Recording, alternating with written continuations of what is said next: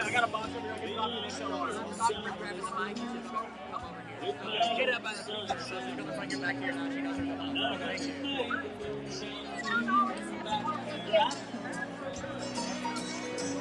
Blue eyes on a Saturday night. And the legs in the round TVs, they were black and white. Back where I come from. Back where I come from. Where I'll be when it's said and done. Yeah. So basically what I did was just say what I saw, and then why this is even happening today, and Vanderbilt's response and his claim.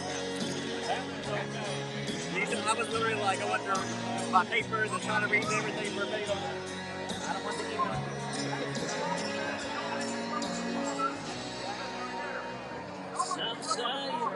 Any of y'all have it drawn up? Never mind. Drawn? Keep it from the side. Yeah, no, that was okay. That was hard.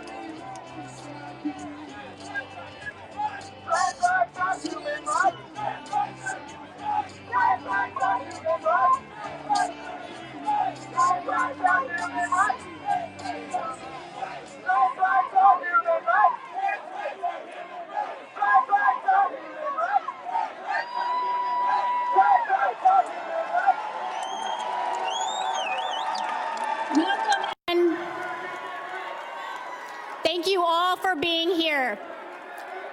My name is Starbuck, and I'm the founder of an organization combating child exploitation and trafficking in America.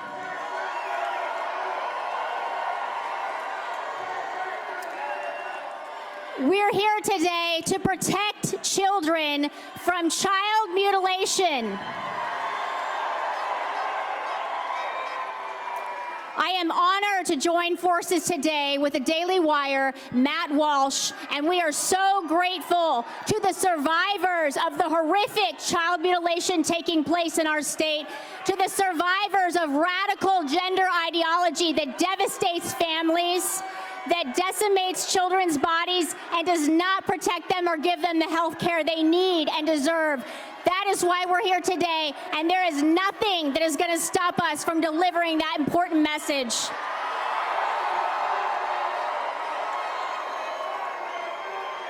I'd like to take a moment to say that we are a peaceful, loving movement advocating for the safety of children, and we will not be drowned out by hateful, bigoted people who care nothing about what's right.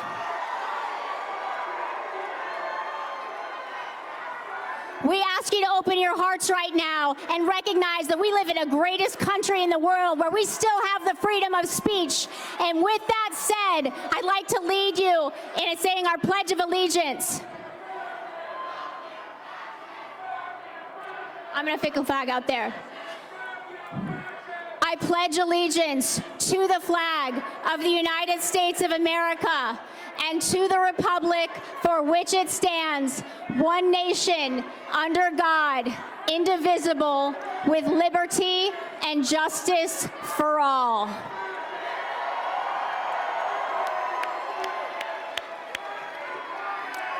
It's my honor to introduce our first speaker here, the organizer of today's rally. He was one of the very first to publicly question and call out gender ideology when others remained silent.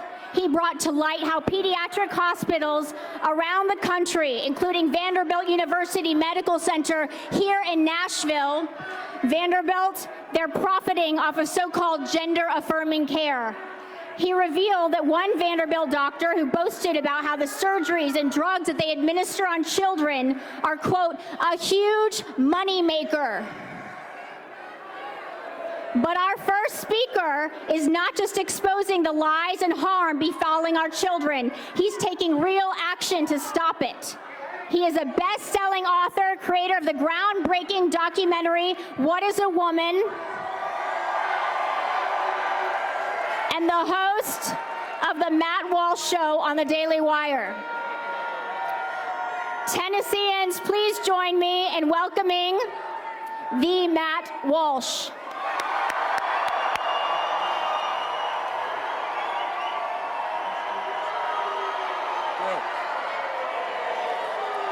Thank you.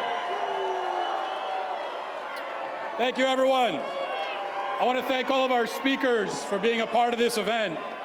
We're going to hear from a wide range of voices today. So, activists, academics, politicians, detransitioners, and I'm very grateful for all of them. I want to thank especially all of you for coming out here today to show your support for this cause.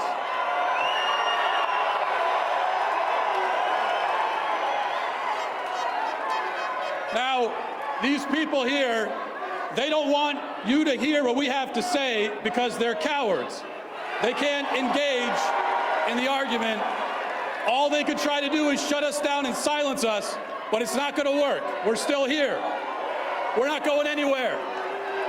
We're still here. So what is the cause that we are here for? It's very simple. We are here to fulfill one of our most fundamental obligations as Americans, as adults, as human beings, and that is to protect our children. That is why we're here. If we will not stand up for them, then who will? If it's not us, then who stands for them? The people out there shouting, they're not going to stand for the kids. They stand for victimizing and preying upon kids. So it falls to us. Now, here's the fact of the matter. There is in this state and all across the country a conspiracy to target and indoctrinate our children into the cult of gender ideology, a cult which fosters delusion, intentionally creates an identity crisis in young, impressionable kids. It's a cult which convinces them that gender doesn't exist, that they have no identity. It's a path to confusion and despair. Now, For years, this has been happening right here in the state of Tennessee, not far from where we currently stand. As my team and I uncovered, Vanderbilt Hospital got into the gender transition game because it's, quote, a big money maker. Those are their own words. And soon they were drugging and mutilating adults as well as children.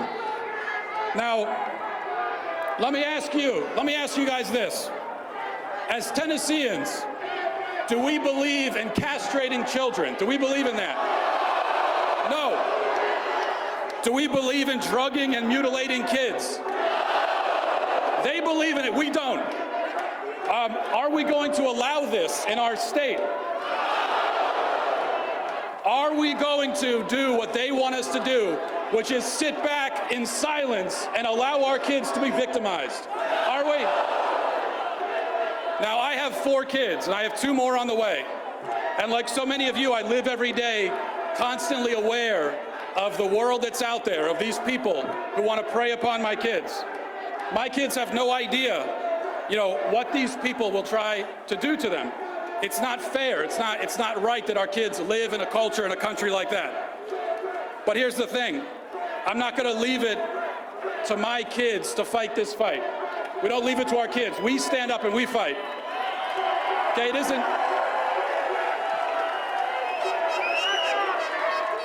isn't our kids' battle, it's ours. And we're not just fighting to protect our kids from mutilation in the name of gender transition. We're fighting that, but at an even deeper level. We are fighting for truth. That's what we stand for. We stand for absolute truth. That's what we stand for, right there. And that brings me to one final point that I need to make. The other side, the side that supports mutilating and drugging kids, they know they have no argument. They have nothing they can say, so they lie. And one of the most ridiculous lies that they tell is that they want to affirm kids. They're not affirming the child, they're affirming confusion. They're affirming fear. That's what they're affirming. Now, we do not affirm confusion, we affirm the child. When a child is confused, we affirm him. We give him the sort of affirmation that he desperately longs for and needs and deserves. That's what we do. Now, that's our message. And it's a message that we hope resonates not just across the city or this state, but all across the country. Because we're building a movement, and we're not going anywhere. We're not going to rest.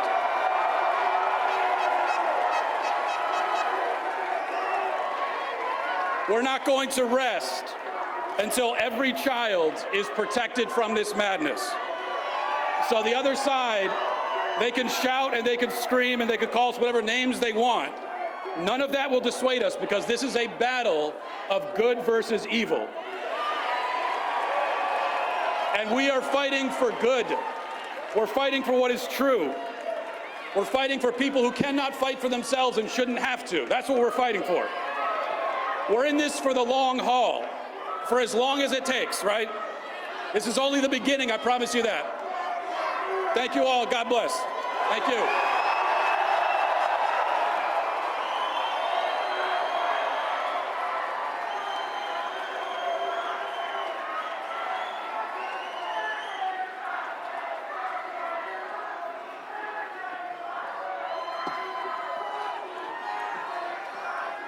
All right.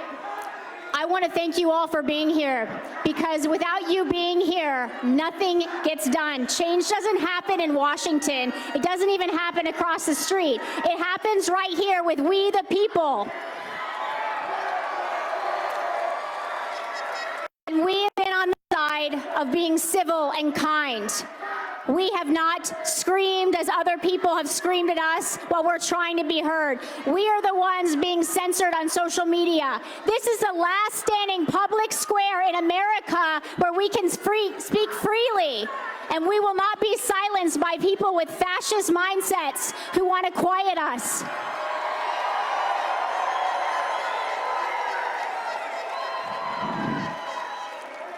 Like I said, my name's Landon Starbuck, and I run a nonprofit here in Tennessee, combating child exploitation.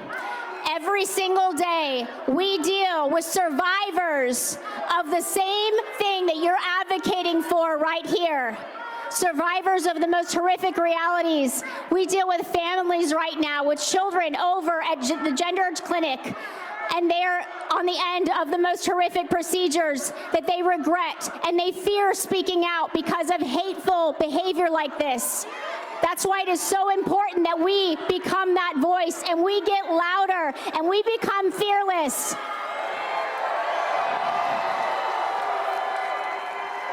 The days of an apathetic attitude towards standing up for what is right are over. We're standing in this great state of Tennessee for what we believe is right. And I want to let you know of what's to come if we don't continue standing up, if we don't find our brothers and sisters and help them join this movement.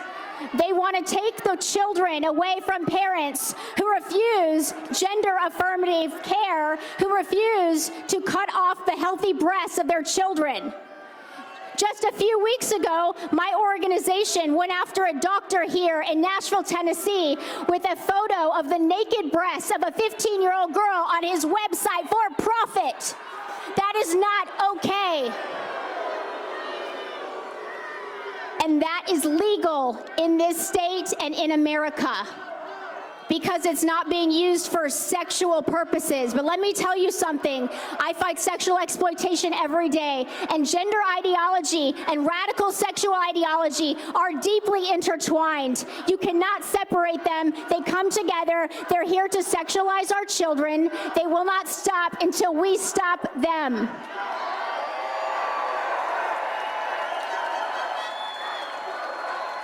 So I ask you to join me and stand fierce and strong in the next phase of this child rights agenda. Because if they believe that children can consent to dangerous, life-changing medical procedures, what else do they think children can consent to? We will never allow the United States to be taken down by this fascist, extremist sexualization of children movement. Children are not sexual. Keep your hands off our children.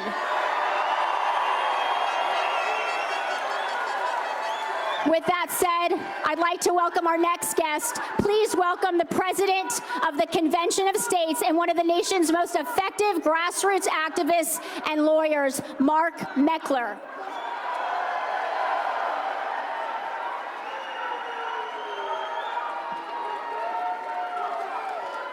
It is great to be in Tennessee, is it not?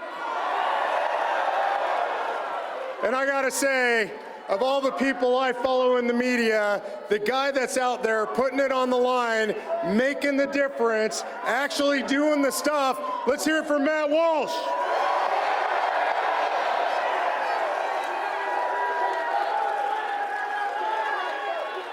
Look, this is really important because Matt's actually willing to do what it takes to make a difference. A lot of people in the media are out there and they're talking, and we've been hearing a lot of talking for a lot of years. How many people think that the time for talk is over?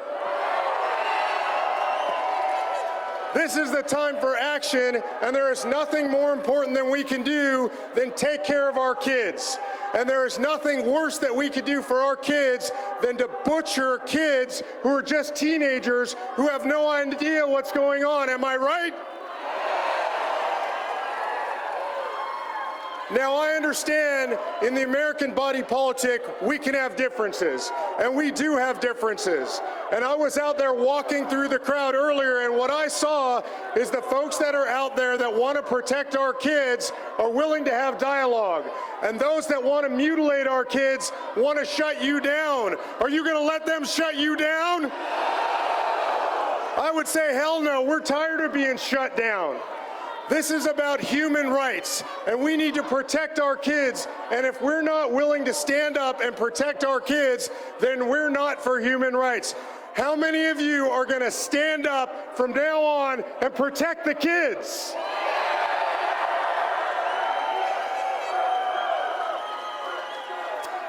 Look, I gotta say, there's a lot of people in the media that I respect. a lot of people out there willing to take a stand, a lot of people willing to engage in fights. But the guy that's at the point of the spear, the guy that's willing to actually do something is Matt Walsh. And I say, God bless Matt Walsh.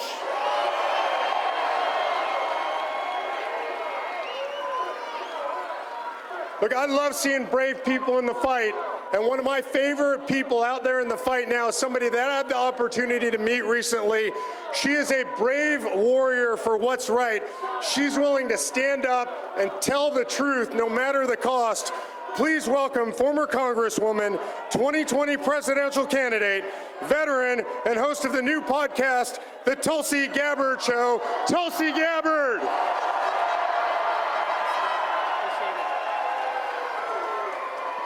Thank you. Aloha.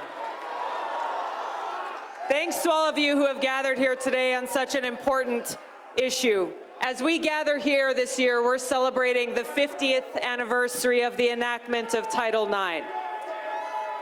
Title IX was created out of a recognition of the biological difference between men and women, and we as women have had great opportunity and advancement because of it. Where we are now today, though, is those in power are denying the existence of women. They are seeking to erase us as an entire category of people. And even more dangerously, they are denying the existence of objective truth. Without recognition that there is such a thing as truth, there are no boundaries in our society, which is why we are where we are today. Who is suffering as a consequence of these actions?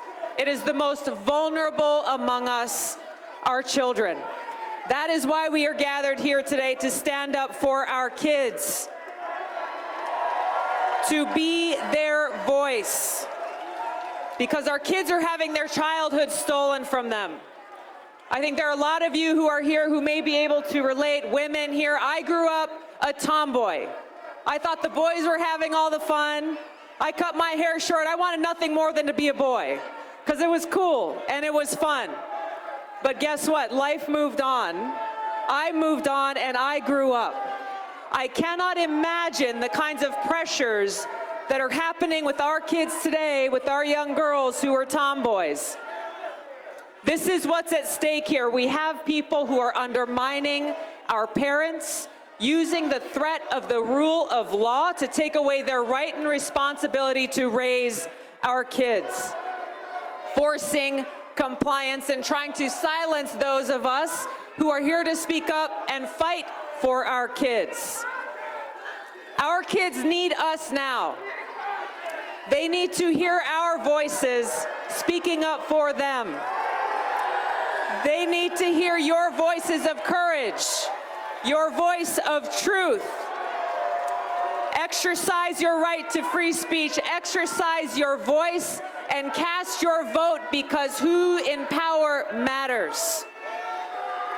There is so much at stake here in this next election. It is nothing short than our freedom, the safety and security of our kids and our families, and our future. So don't let anyone silence your voice. Don't let anyone push you to the sideline. Stand up and speak out, because our kids, their well-being, and their lives are what's at stake. Thank you so much, everybody. Stand strong. Keep fighting. Aloha.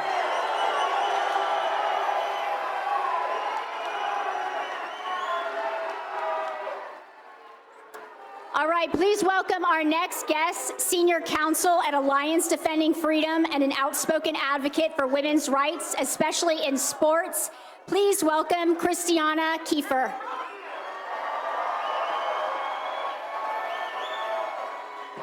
Good afternoon. Over the past several years, we've watched with increasing alarm as vulnerable children have become the objects of a political experiment. Vulnerable, distressed, confused children and adolescents, instead of being given the psychiatric help that they need, are told they were born in the wrong body and are put on a conveyor belt of off-label puberty blockers, synthetic hormones, and even life-altering surgeries. But instead of caring for the child's underlying distress, the science shows this conveyor belt leads to more pain. The full risks are not yet known, but what we do know is enough to pull the plug on this entire political experiment. Off-label puberty blockers and cross-sex hormones result in decreased bone density, increased cardiovascular and cancer risk, impaired brain function, liver dysfunction, and permanent sterility. Teen girls who have their healthy breasts removed are never able to nurse children. Boys who permanently block puberty never reach sexual maturity and can't father children. And that's in addition to the risks and complications associated with these irreversible surgeries. This is not healthcare. These are dangerous, unscientific, and unregulated experiments with permanent effects, and they're being perpetrated by ideologues and activists on our children. Children are not political experiments.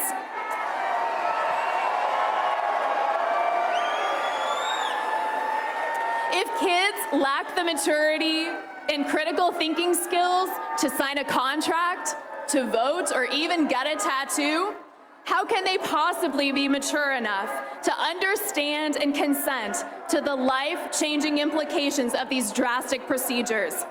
They cannot. And that's why the adults in their lives must protect them. But parents are being emotionally manipulated into believing that unless they let their child pursue hormones and surgery, that suicide is on the table. Parents are sidelined and excluded from the conversation as so-called experts dictate what they think is best for the child. Why would anyone coax a child down a path of permanent sterility? Well, let's follow the money. The gender business is booming. Hospitals advertise top surgery for girls as young as 15 years old. As a doctor at Vanderbilt said, it's a huge moneymaker. Some market analysts predict that the gender-affirming care will reach $5 billion in the United States alone by the end of this decade. Everyone knows boys cannot be girls and girls cannot be boys.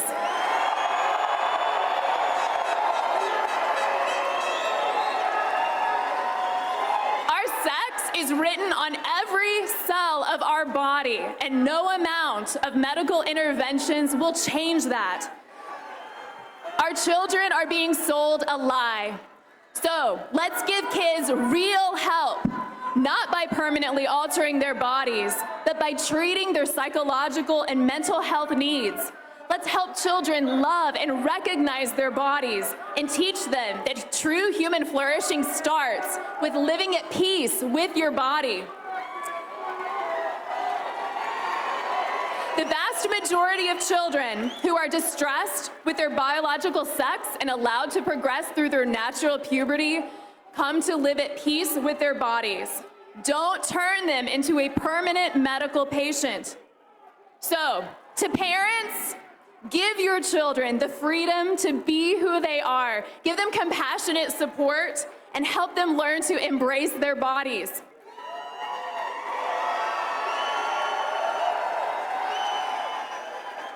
To doctors and medical professionals, remember your oath to do no harm.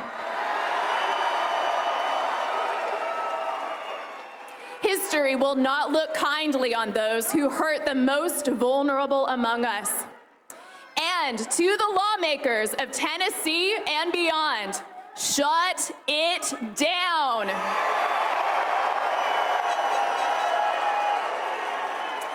Our laws and policies must promote human flourishing, not stifle it. We must pass common sense laws that protect minors from predatory, life-altering, and irreversible experimentation. Let's keep kids first. Thank you. And next, please welcome filmmaker, political activist, writer, and Tennessean, Robbie Starbuck.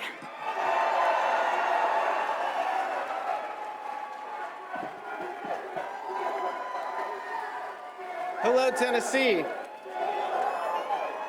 You know what? Before we begin, I have a challenge for y'all. If you're gonna vote Republican in November, I want you to call me a fascist and chant throughout my entire speech, okay?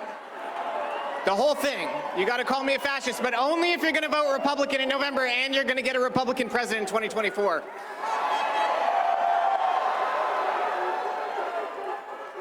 So, I wanna ask you a question. Why are we here today? You're only part right if you're saying to end this mutilation of children, to stop these irreversible hormones and sex changes on children who cannot consent. The truth is, we're here because of you. We're here because you cared enough to stand up, to make noise, to let your lawmakers know that you demanded that they took action. Tennessee is able to stand up and to show the nation how you get this done, to ban these irreversible, harmful surgeries on children. And I have news for the people in the middle. We will ban these surgeries.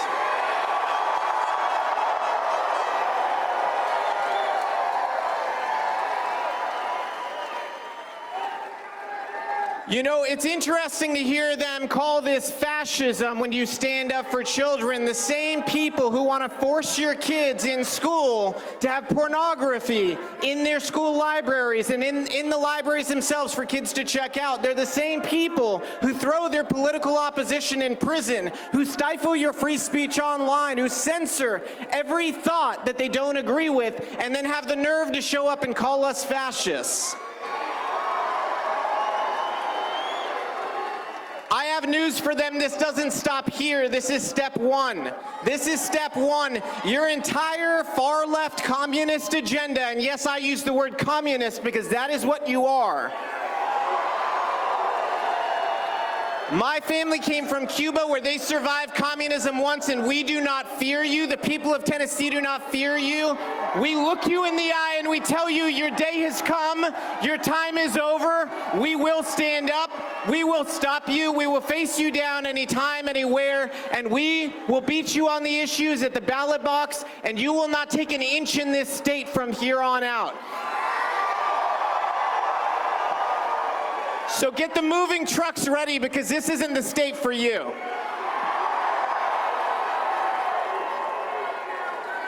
You know, you guys, you're the coach. You're the coach of this team. And we see it, Tennessee Vols. Who's a Vols fan here? We can see there what happens when you get a good coach that recruits the right players and has a great game plan. So make sure you treat politics the same way. You recruit the right people. Support the people who are going to stand up, who are going to fight. And make sure the lawmakers know you've got their back if they take these fights on. Because you are that coach, and you're what we need in Tennessee, not just to show up today, but to show up every day, to not relent, to stand up on a whole host of issues, to make sure that this is a state where our children are free from the clutches of these communist tyrants who want to control every part of their lives, free from their discrimination against the unvaccinated, free from their discrimination against those who want to save children from these surgeries, and free from their censorship. This is not a state for their ideology. It's a state where children will be safe. Thank you, guys.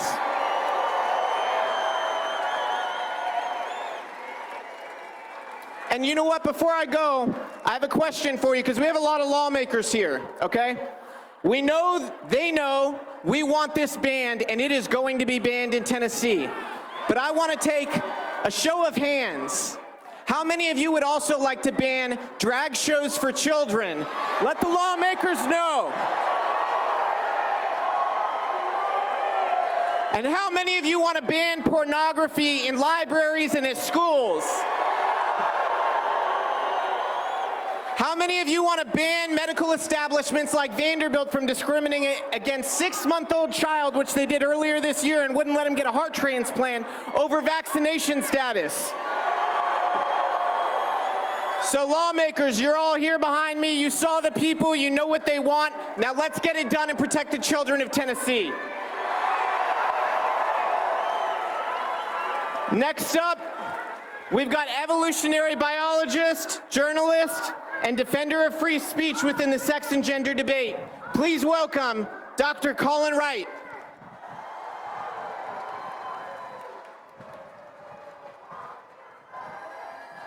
Hello. Thank you all for being here. My name is Colin Wright.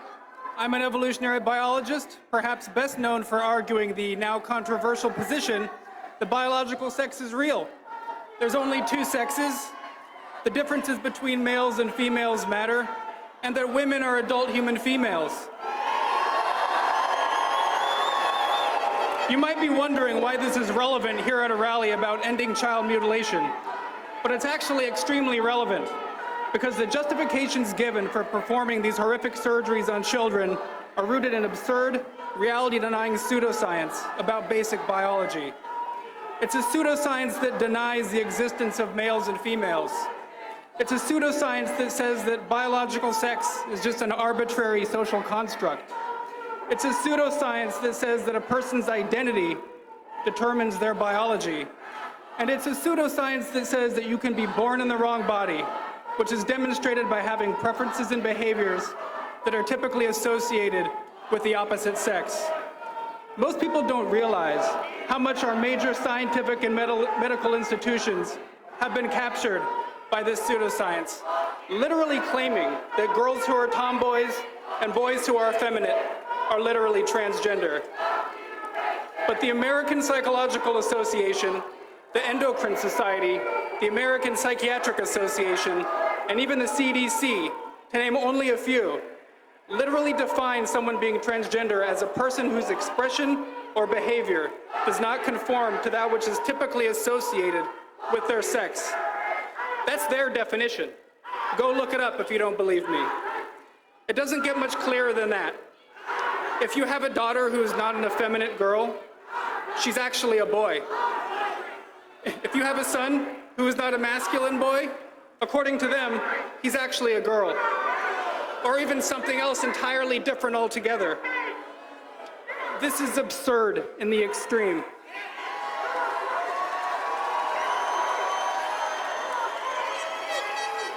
We know that if left alone, many of these non-conforming children will grow up to be normal, healthy, gay adults. But now, because of gender ideology, these children are being told that they have a mismatch between their gender identity and their biological sex, and that this mismatch can be fixed with puberty blockers, cross-sex hormones, and experimental surgeries. In addition to these beliefs defying all we know to be scientifically true about basic biology, they are also grotesque and evil. What is occurring at Vanderbilt Health and hospitals and clinics all over the country in the name of this gender pseudoscience is a medical scandal of horrifying proportions, and it has to end right now. Thank you.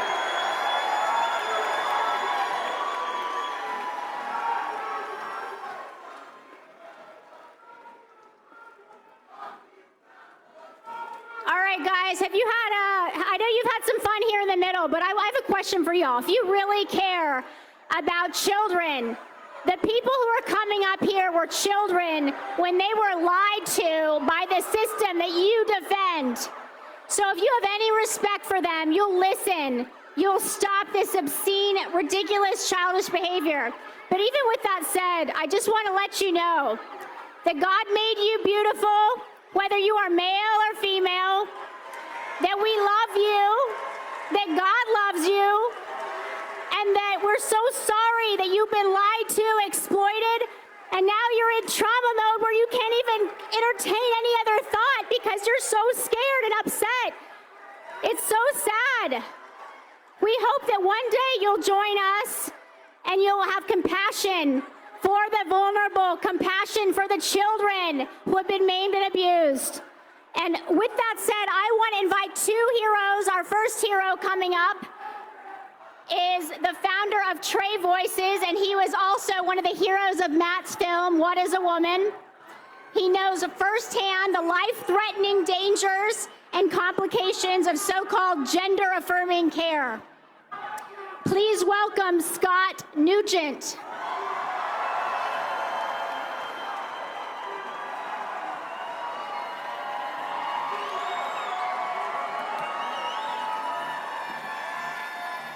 My name's Scott Nugent. You may have seen me in a little documentary I made a while back called What is a Woman? During that interview, I had no clue who Matt Walsh was. I just thought, wow, this dude has a really, really great beard. I was the trans man who was called the hero in Matt's groundbreaking documentary. The hero that's pushing it. All I did was tell the truth, and the truth is that I'm a woman and I will never be a man. No one can change their sex. Medical transition is experimental, cosmetic, and it only creates an illusion of the opposite sex for comfort. But medical transition doesn't cure anything, as society is being led to believe. But who I am, my most important role, is that of a parent to 3 incredible children.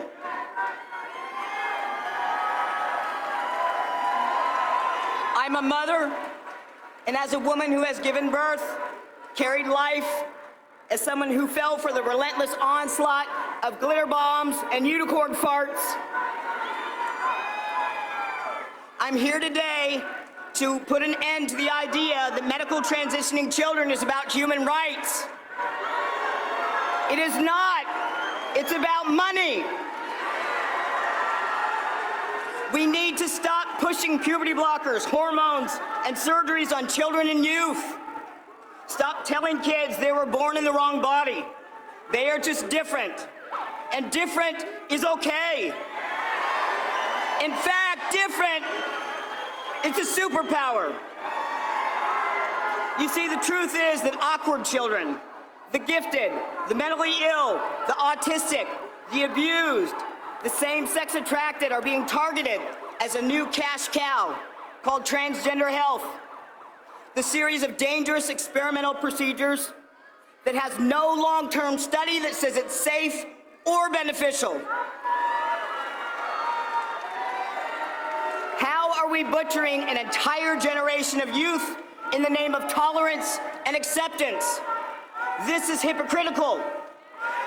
These kids not accepting their bodies, I can keep going louder if you want me to.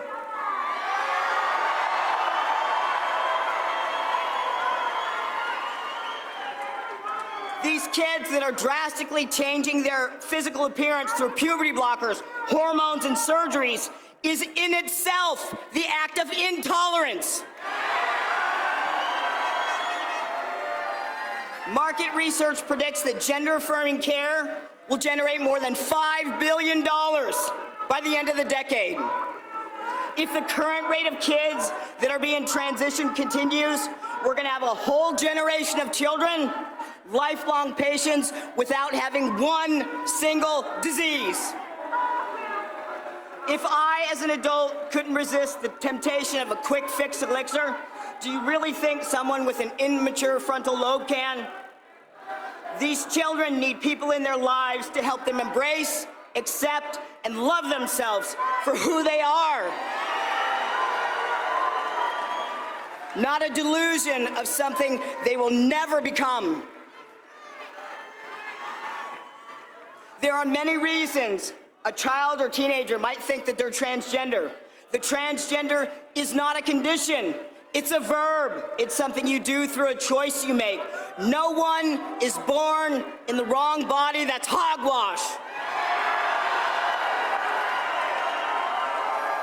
There are major medical organizations calling on big tech and the Department of Justice to investigate, prosecute, and silence us. But the truth is on our side.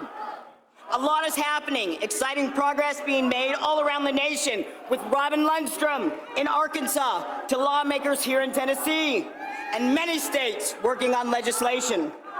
Vanderbilt Hospital, I can go louder!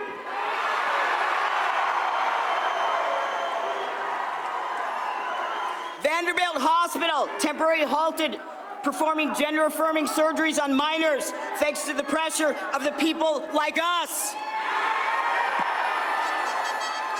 You may not know that I've been in this fight for 3.5 years. I founded an organization and I need your help. It's called Trey Voices.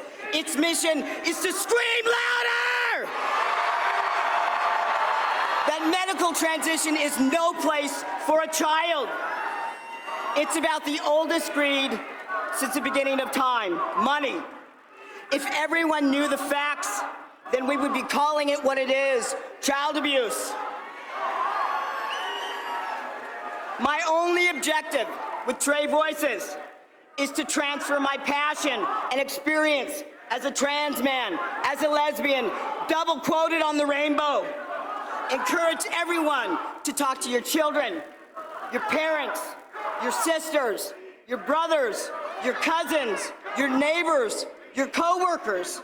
I want to inspire people to have those difficult conversations with people who might not agree with them. I want you to do your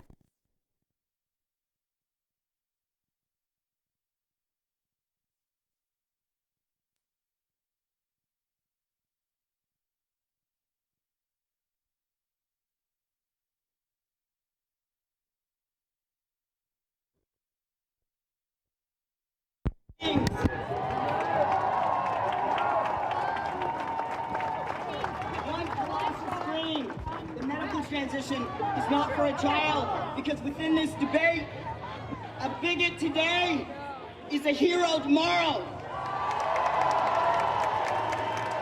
My question is, are you willing to take the heat today to be a hero tomorrow, to save a generation of children?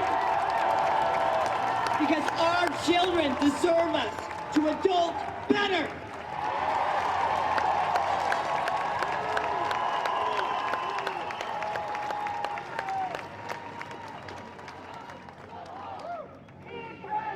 Our next speaker was a young teenager when she sought professional help, but instead fast-tracked into a medical gender transition, as so many have. She now fights for the rights of children and families across the nation.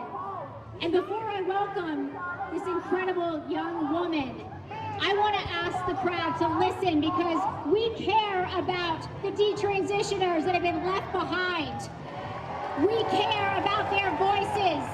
Social media wants to censor their voices, and their voices are so important because there's only one group of people embracing them after they've been spit out and exploited by this system, and it is not the people screaming in their faces. So please give a very big welcome for Chloe Cole.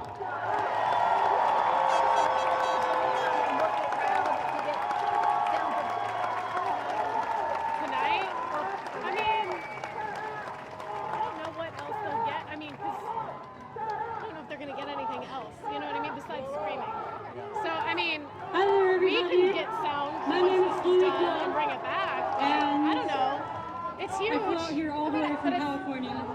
So, you're dayside, aren't you? For those of you who don't know me, I am a former transgender kid.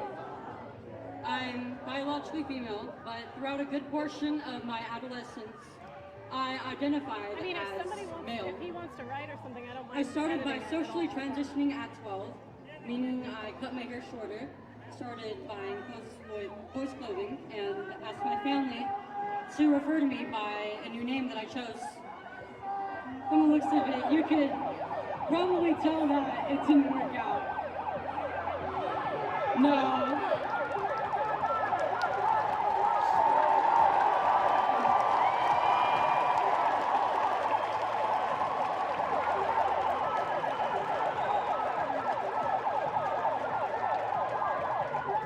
A lot of you must be wondering, How does this happen? What led up to this? Well, there's several factors that make our youth quite vulnerable. I actually had a relatively normal early childhood. I had interests that were typical of a girl my age. I loved pink, purple, and blue, skirts, dresses, necklaces, dolls, and I also liked drawings, video games, and playing in the dirt or with my older brother. Mic check 1 2 3. Mic check 1 2 3. Yes, Legislative Plaza is completely full. It has not been this full. Okay. Relate more to boys, and I found it more and more difficult to connect with or even understand other girls my age. I started puberty at roughly 9 years old, so from a very young age, I dealt with both my peers and adults making uncomfortable or even hurtful comments on my developing body. I moved neighborhoods before entering middle school, and I turned to the internet because I had so few friends in person. Little did I know that as soon as I made my first Instagram account at 11, I would immediately be recommended. Let me see if I can get the state trooper to switch places with us. With trans-identifying kids, unachievable body standards, and even soft-core porn. I never stood a chance because that was just the beginning. They did a mic check, so. Postmodern feminism taught me that Are we going to do the same on this side? women Okay. have been suppressed and oppressed, and still are to this day. Today's intersectional feminism has very little to do with women's rights. It has devolved into infringing upon the rights of others while reducing women to sex objects in a costume that men can wear when they want to taste the rainbow.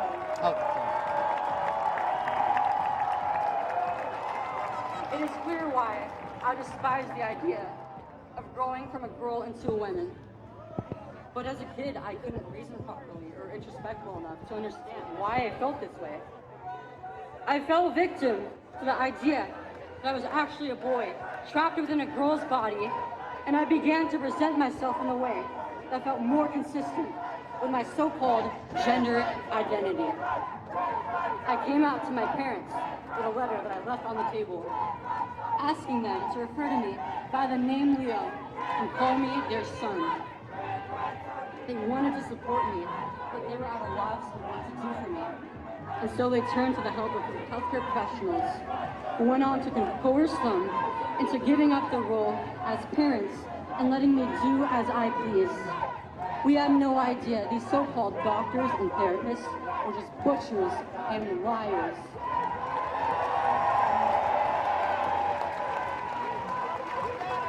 They told my parents that it was a life or death choice, and if they chose not to accept me as their son, they would certainly end up with a dead So can you bring down the audio a little bit? I thought that by starting cross-sex hormones, Okay. my body would become more consistent with my real gender identity. The only person to question this, 5 after. other than my initially reluctant parents, was an Meaning 5 after. endocrinologist who refused to medicalize me because he was wary of how it could affect my brain development. He was the only doctor I saw who didn't immediately affirm my identity and choices. And I wouldn't be surprised if he eventually resigned or was fired for safeguarding younger patients. My gender specialist expressed frustration and immediately referred me to another endocrinologist who was quick to give me consent forms for puberty-blocking medication and injectable testosterone. I remember her asking my 13-year-old self, "Are you aware you may experience atrophy of some reproductive organs? Are you aware that this may affect your ability to have children in the future?" It didn't matter what she told me. I did not have the mental faculties at 13 years old to be able to make an informed decision that would permanently impact my overall health and stunt my development.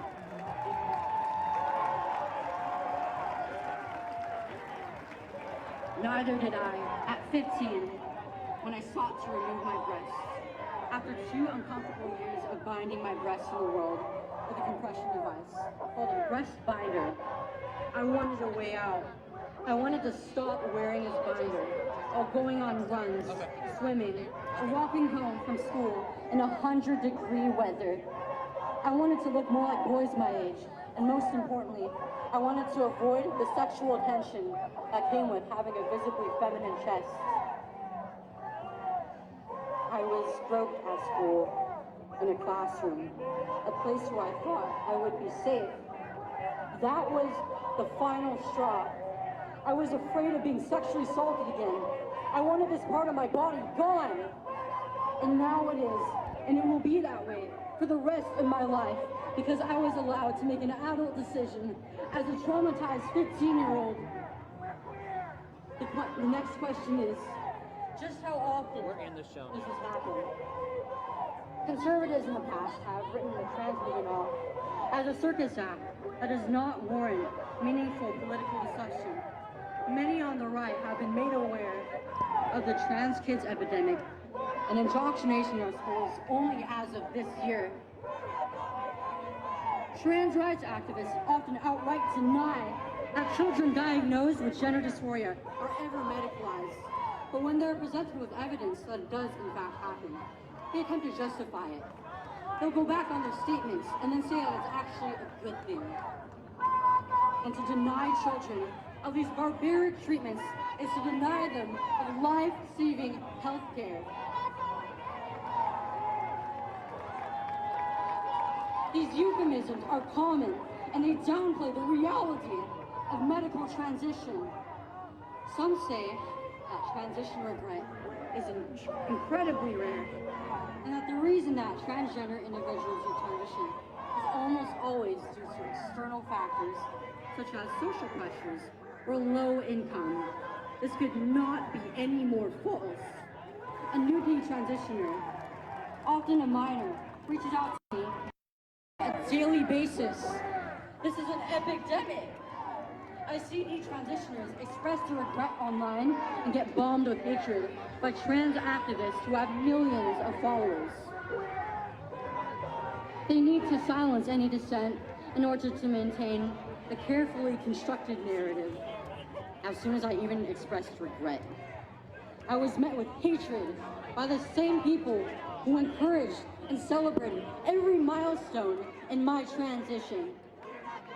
I was told that I was a nuisance at best and a harmful force to other real transgender people at worst, just for admitting my mistake. They said to me that I was only a spoiled brat who manipulated and hurt my parents and family.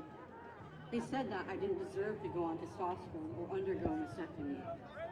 Now, that part is true, because I deserve so much better.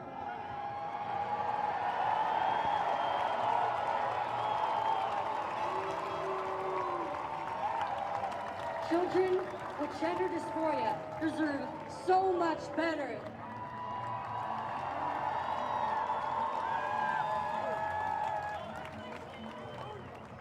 They deserve adults who love and care for them when the world is preying on them.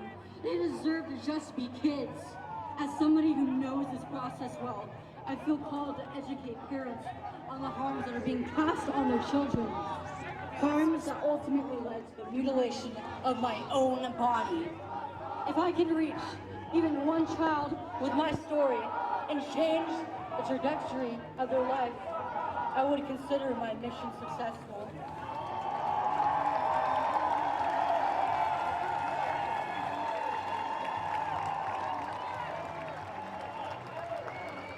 In closing, we must run, not walk to the places of people that need to hear this cry the most strongly.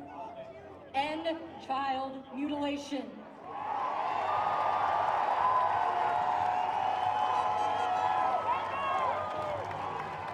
Thank you. Thank you so much.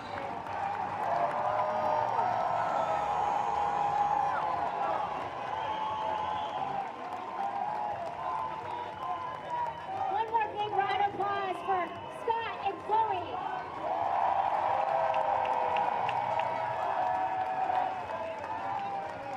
This is where I'm going to sign off, guys, and we're going to have our next speakers. This is where the rubber meets the road. Our legislatures, okay? The people who have the power to change this in our state. I want you guys to get loud because They need to hear us. They need to hear our voice. We're not going to be quiet anymore. We are going to ban child mutilation in the state of Tennessee.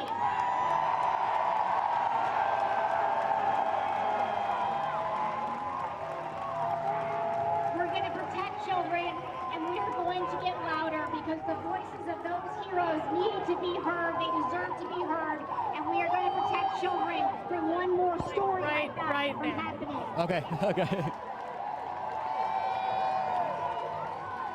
Please welcome former prosecutor and the House of Representatives Majority Leader for the great state of Tennessee, Representative William Lambert.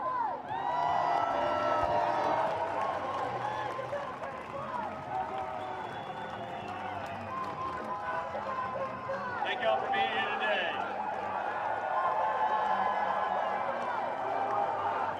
Before I begin my prepared remarks, I want to say this. For those of you that came out today to support kids like Chloe, I commend you. That's fine. But for those of you that when that young lady was pouring out her heart to you, that shouted at her and cursed at her and derided every word she was saying, shame on you, because you're not here for kids.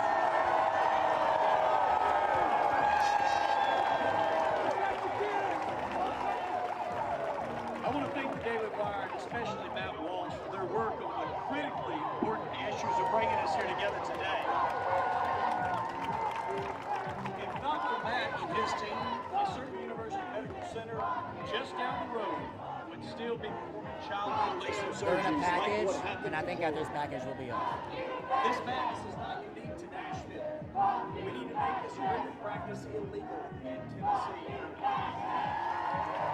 My colleagues who stand with me today agree, and I think we're going to be able to protect children with your help. We need to make surgical mutilation for the purpose of altering the appearance of a child illegal. Amen. But we can't do it alone. We need everyone standing here with us today to support a legislative solution and make it illegal once and for all.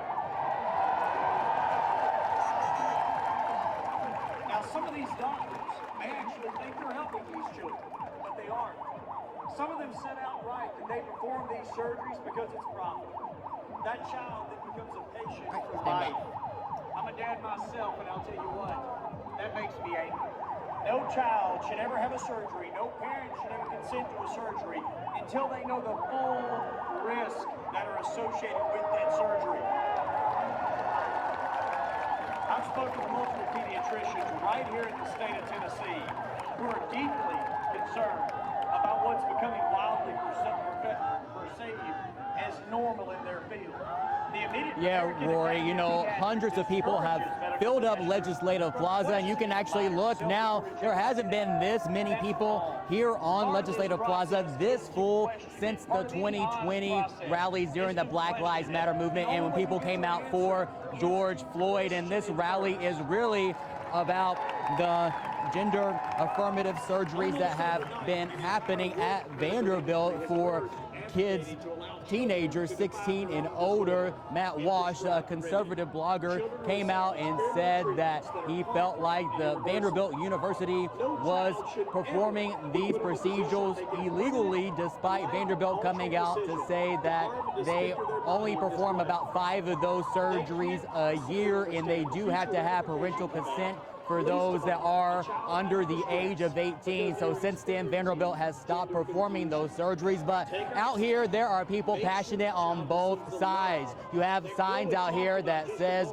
protect trans lives. You have other signs out here saying that they need to protect children. And Matt Walsh, at one point when he came out here to address the crowd, said that he felt like that there is this is a quote, that a quote cult is telling children gender doesn't exist and someone is poisoning them with information, because he says, quote, it's a big money maker. But things for the most part have been peaceful. There have been a few interactions between the two groups where state troopers had to step in to calm things down. But as you can hear and as you can see, people are very passionate. There is a very large crowd right now. The man that is speaking is Representative William Lambert. He, in fact, is among a few Tennessee Republican lawmakers working directly with Matt Walsh on new legislation that would outlaw underage transgender procedures here in Tennessee, saying that they should make that decision when they are of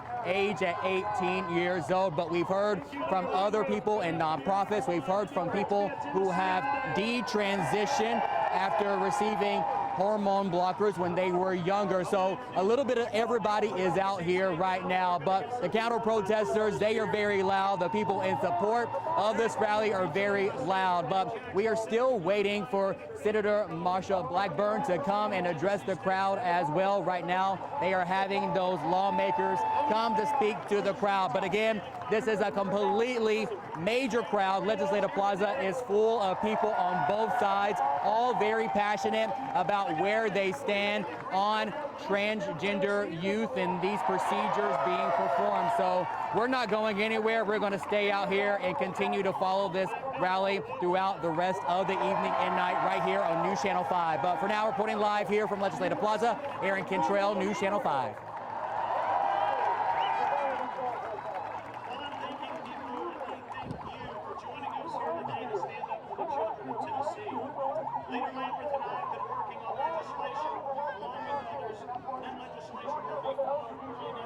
Yeah, Rory, so they are doing a great job. If you come over here to this side, you may see kind of in the distance, you see a kind of a line of state troopers right here, kind of having the counter protest against those that are here for the rally. So state troopers are keeping a watch out. In fact, we got several state troopers right next to us that are making sure everything remains peaceful. They're keeping an eye out. And you also have just volunteers out here trying to keep things peaceful as well. So there is a great sense of security here, and everyone just is very passionate, but things are remaining peaceful thanks to those law enforcement officers with the Tennessee State Troopers Office, Rory.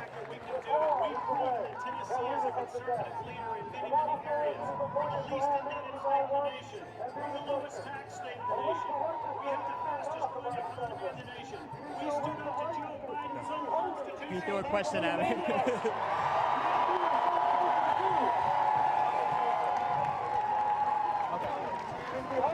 I was like, I tried to make sure I was like, state troopers, yes, that's who are here.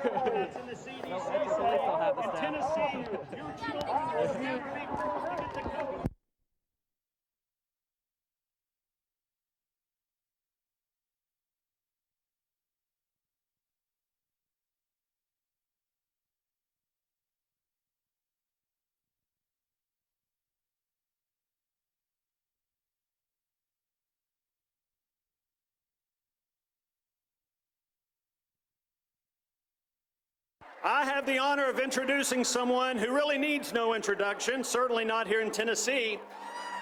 Listen, she's not a biologist, but unlike Justice Ketanji Brown Jackson, I'm pretty sure she can tell you who a woman is. Ladies and gentlemen, the senator from the great state of Tennessee, Marsha Blackburn.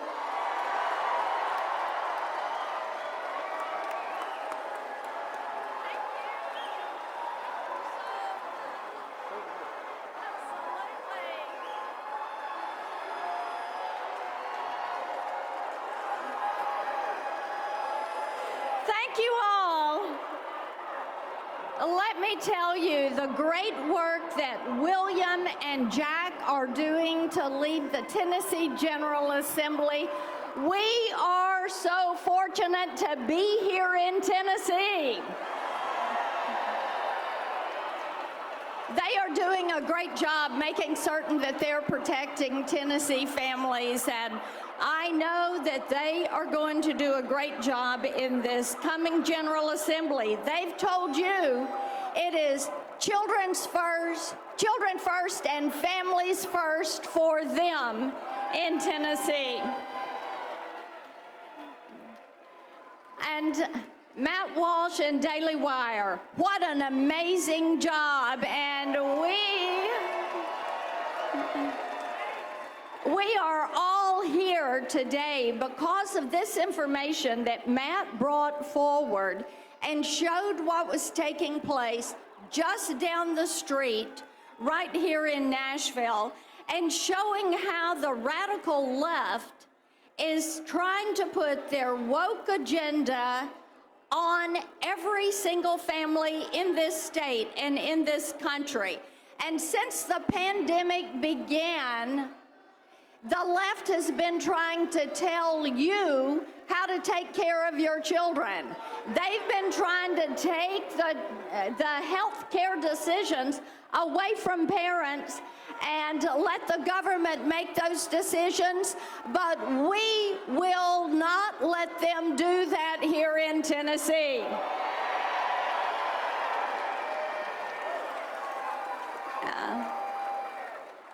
You know, it was appalling and shocking to hear a medical professional say that they were going to put profits in front of children and in front of children's health. And I am so grateful that every one of you are here today to make your voice heard on this issue. So thank you for doing that. And I want you to know I will do everything that I can do at the federal level to make certain that we protect our children and that we make certain that families and parents are making decisions for their children. We have to make certain that we end these practices and make certain that we protect the next generation of American citizens and keep them from being the target of the liberal left. They cannot use our children for profit and for political gain. We in Tennessee will not stand for that.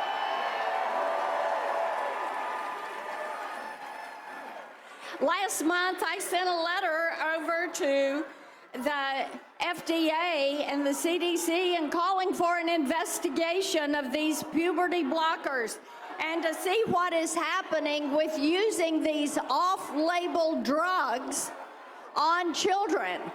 And we know from the experts that there have not been the clinical trials to look at the long-term effects for this. And as you would expect, I am yet to get an answer from the Biden administration on this issue. But we're going to keep working, and we're going to start here in Tennessee.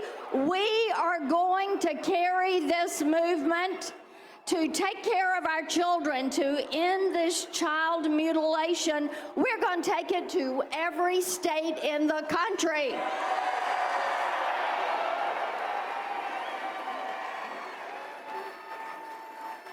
Look, you all are happy warrior freedom fighters, and you are not going to let the left get their way with our children. So I want you to get busy today, and let's make certain that we get out and that we vote, and on November 8th, we fire Nancy Pelosi and Chuck Schumer.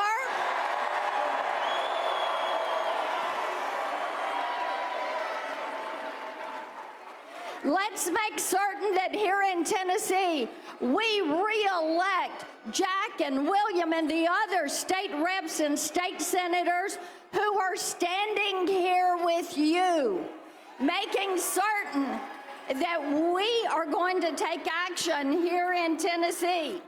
So stand with me. Let's keep fighting. Let's make certain that we protect these children. Let's make certain that on November 8th, everybody is out to vote. Let's take this as our goal. We win in Tennessee, and we take our movement to other states. Thank you all.